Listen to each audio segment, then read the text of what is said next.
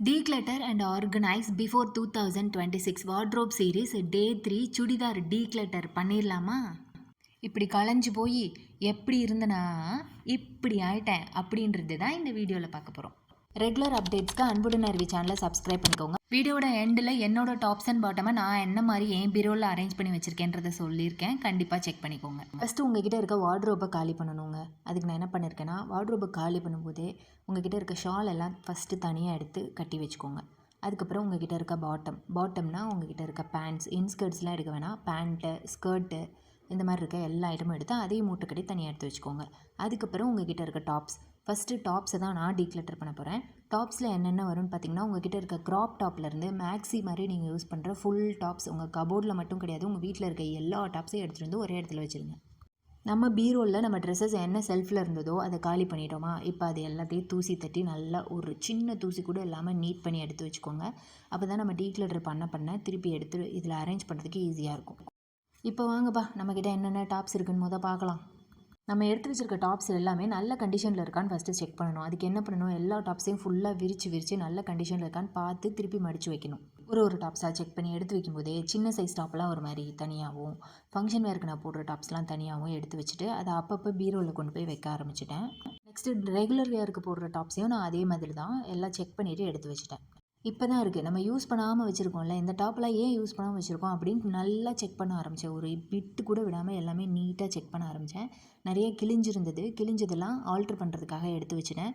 நல்ல கண்டிஷனில் இருக்குது, எனக்கு தான் பத்தலை அப்படின்றத டொனேட் பண்ணுறதுக்கு எடுத்து வச்சாச்சு. ஃபேடான டாப்ஸு இனிமேல் யூஸே பண்ண முடியாது, ஆல்ட்ரு பண்ணால் கூட யாருக்கும் கொடுக்க முடியாது அப்படின்ற டாப்ஸ் எல்லாமே பழைய துணிக்கு எடுத்து வச்சாச்சு.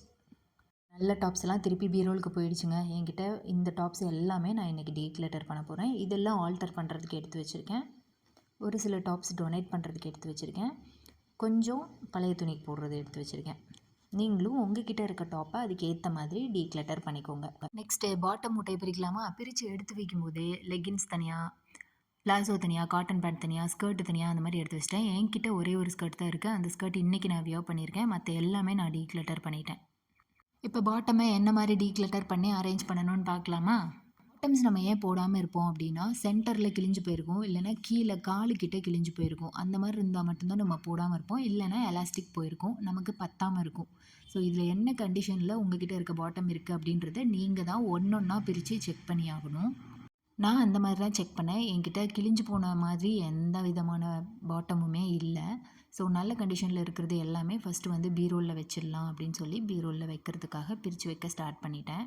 என்கிட்ட அதிகமாக டீக்ளட்டர் பண்ணுறதுக்கு என்ன இருந்ததுன்னா, பழைய அந்த 2 பீஸ் செட் 3 பீஸ் செட்டுக்குரிய பேண்ட்ஸ் எல்லாம் வந்திருக்கும் இல்லையா, அதை எது கூடயாவது மிஸ் அண்ட் மேட்ச் பண்ணிக்கலாம்னு நிறைய வச்சுருந்தேன். ஒரு 4-5 பேண்ட்டு கிட்டே இன்றைக்கி நான் அதை டீக்ளட்டர் பண்ணிட்டேன். ஸோ நல்ல கண்டிஷனில் இருக்கிறதெல்லாம் ஃபஸ்ட்டு எடுத்து பீரோவில் வைக்க போகிறேன். இது எல்லாமே நான் வெளியே போகும்போது ஃபங்க்ஷன் போடுற அந்த மாதிரி இது ஜீன்ஸ் பேண்ட்ஸ் எல்லாமே. இந்த பிளாசோஸ்லாம் ரெகுலர் யூஸ்க்கு போடுறது, இந்த லெகின்ஸுமே ரெகுலர் யூஸ்க்கு போடுறது தான். எதுவுமே கிழிஞ்சதை நான் உள்ளே வைக்கல. இந்த பிளாசோ எலாஸ்டிக் போயிருக்கு, எலாஸ்டிக் போட்டு நம்ம திருப்பி யூஸ் பண்ணிக்கலாம். ஸோ டு பி ஆல்டர்டில் வைக்க போகிறேன். அண்ட் இந்த பேண்ட்டு எனக்கு சுத்தமாக பிடிக்கல, ஸ்கின் கலரில் இருக்குது. அதனால் யாருக்காவது டொனேட் பண்ணிடலான்னு இருக்கேன். ரொம்ப புதுசு தான்.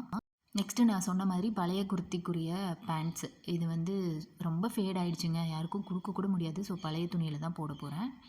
எலாஸ்டிக் போன லெகின்ஸ், இது நம்ம திருப்பி என்ன பண்ணாலும் யூஸ் பண்ண முடியாது. ஸோ இதையும் டீக்ளட்டர் பண்ணிட்டேன். நெக்ஸ்ட்டு ஷால் தான் டீக்ளட்டர் அண்ட் அரேஞ்ச் பண்ண போகிறோம். என்கிட்ட டாப் அண்ட் பாட்டம் கூட ரொம்ப கம்மியாக தாங்க இருந்தது, ஆனால் ஷால் நிறைய வச்சுருக்கேன். இதை என்ன மாதிரி ஆர்கனைசரே யூஸ் பண்ணாமல் அரேஞ்ச் பண்ணணும் அப்படின்னு உங்களுக்கு சொல்லணுன்னா இந்த வீடியோ பத்தாது. ஸோ ஷால் எப்படி டீக்ளட்டர் பண்ணணும் அப்படின்ற வீடியோ நெக்ஸ்ட் வீடியோவில் உங்களுக்கு வரும்.